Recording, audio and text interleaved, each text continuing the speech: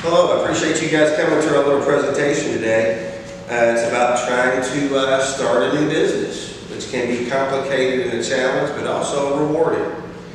So just a quick thing about me, I hope to bring you guys some value today, and even if you do disagree with me, I hope it motivates you to at least try to get started.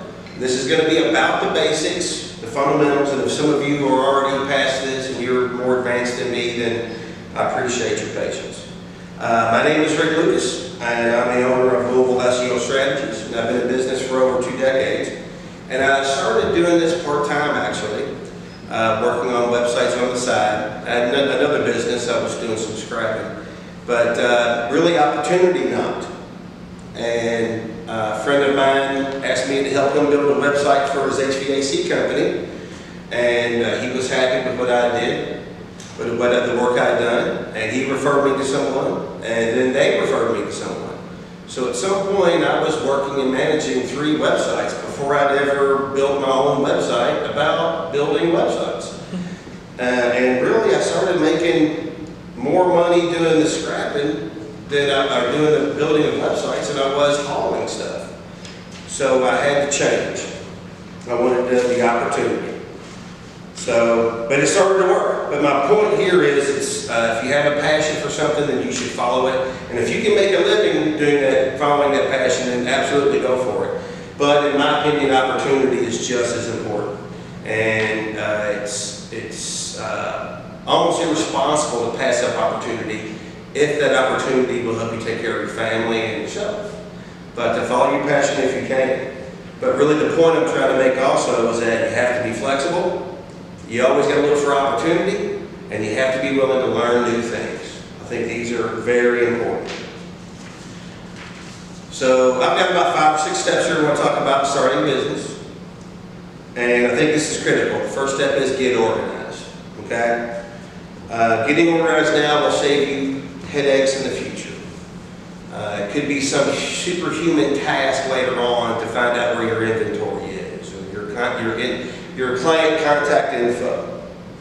You don't want to be overwhelmed later with finding customers, servicing customers, and then have to try to get organized.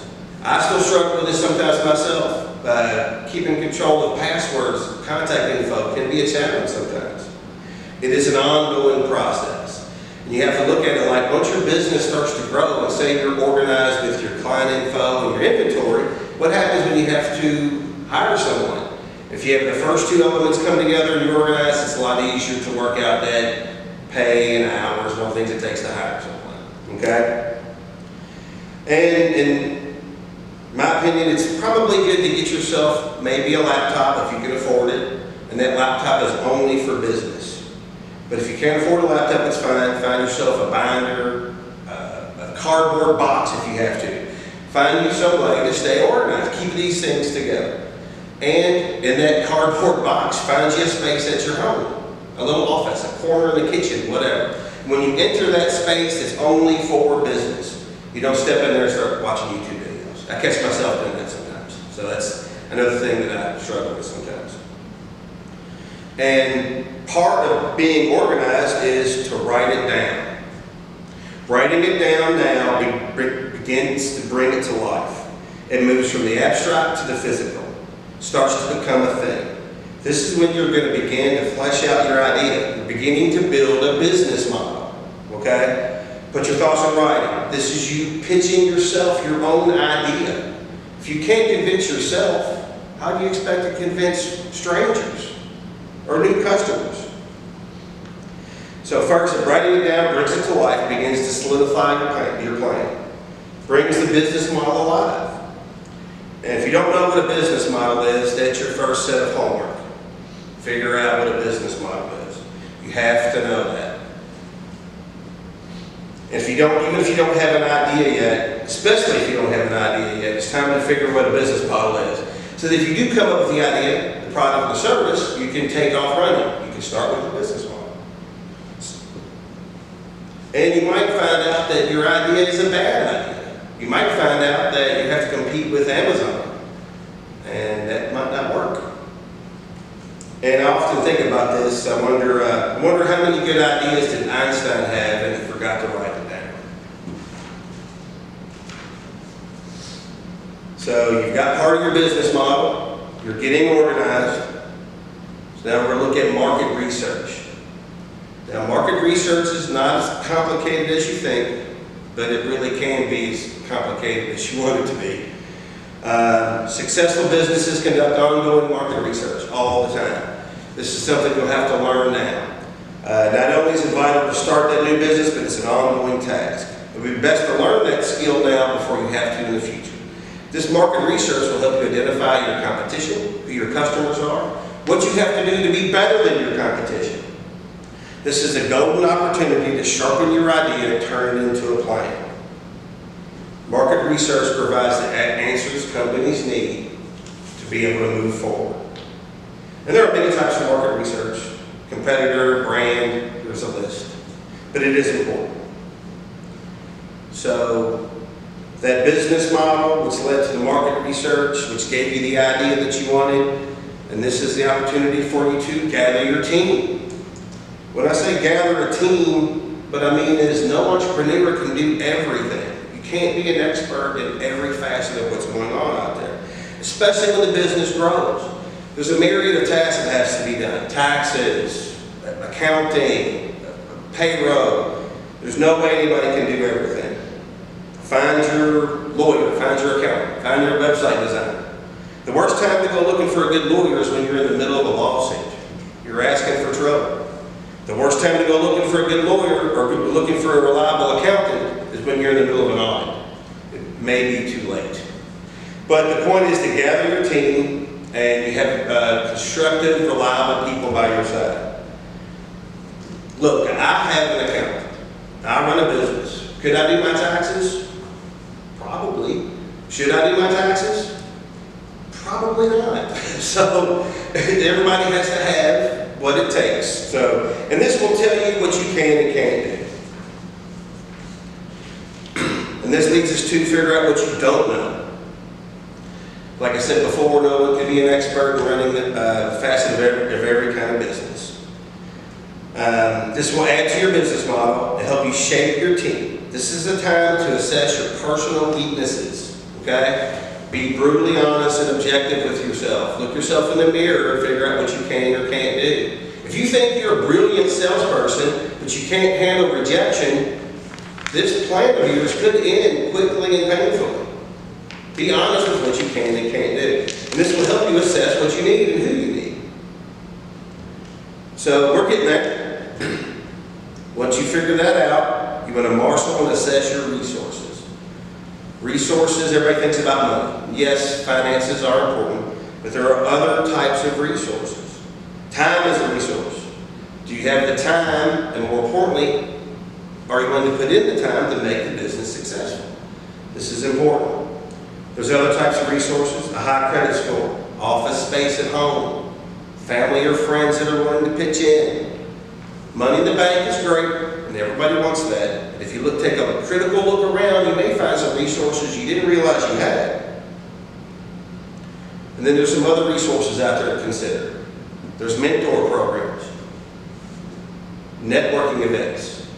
There's lots of other business owners that love telling starters how to get going. This can help you, keep you from making a mistake that maybe they made. Networking events are great places that are inexpensive or free in many cases. Learn from other business owners, okay? I would have to say that I've probably learned more from my mistakes than I ever have from my successes. So that's something, if I can help someone skip the mistake and just learn, everybody would be happy. And you don't have to reinvent the wheel. If you're trying to figure something out, there's somebody out there that probably already has figured that out. So why not try to marshal those resources by figuring out how to do that? And kind of the last thing, right now at this point, you have an idea, you're organized, you've written it down and worked on your business model, you've done your market research, you've put together a team, you've assessed what you don't know, and you've assessed your resources. So this is a time to shine and kind of be creative. We're talking about working on branding yourself. Take what you've learned from your business plan and your market research. Start to brainstorm. This is you sitting in your space in your little office in your kitchen or at home or in the spare bedroom with your cardboard box next to you, and you're thinking about a business name. How are you going to brand yourself? Try to pick a memorable name. How do you get registered with the state and federal authorities? Get your tax ID number. You don't want to have to go getting your tax ID number after it's time to file taxes. That's a really, really bad idea. This brand that you're putting out there, it's a billboard of what your customers and clients are going to see and who you are. This will get you going in the right direction so that when the business is ready to open, you're literally and figuratively ready to go. Probably at this point, you want to think about things like maybe some thoughts into social media. Now, social media is a trap. Sometimes it's a good trap, but it is a trap. The point is to kind of start to establish yourself as an authority or an expert in your field. Now, start slow, check out your demographic. This comes back to the market research. And focus on the platform that best fits your demo. There are hundreds of platforms for social media out there. You can't work them all. It'll be a waste of time. Pick a couple and grow from there. You might go to Pinterest and open an account just to have your business name there, but put it with your username and passwords because you're organized. And focus on the 2 or 3 social media platforms that you think is going to work for you. So when it comes to branding yourself, a couple things to think of. Be genuine, okay? Tell a story, all right? How does your product or service solve a problem? Tell a story, all right? If you're building a mousetrap and you can tell someone that I can keep the mice from crawling over you while you're sleeping, they may be interested in your product. That's telling a story. And you want to focus. Stay on message. Bouncing around doesn't help any, right? Now there's plenty of other details that go into branding, but that'll get you started. And it's a little more homework, okay? So what I've talked about here today is may not be all you need to accomplish to get it. As you can see, I'm not the best cameraman on the planet. We had some technical difficulties yesterday. Literally had like 3 sentences to finish the video. You've probably figured that out by now. But before I wrap this up, let's talk about our sponsors. Wright Mechanical, best HVAC company in town. Give them a call for residential or commercial, 882-1672. Now, back to the show.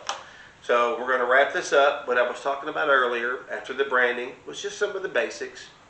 If I've missed a couple things, please feel free to put it in the comments so that we can learn a few things maybe. But to wrap this up, to quote the Venerable Lao Shu, the journey of 1,000 miles begins when you take the first step. What you do at the end of that journey is up to you, as is when you take the first step. Thank you, and subscribe.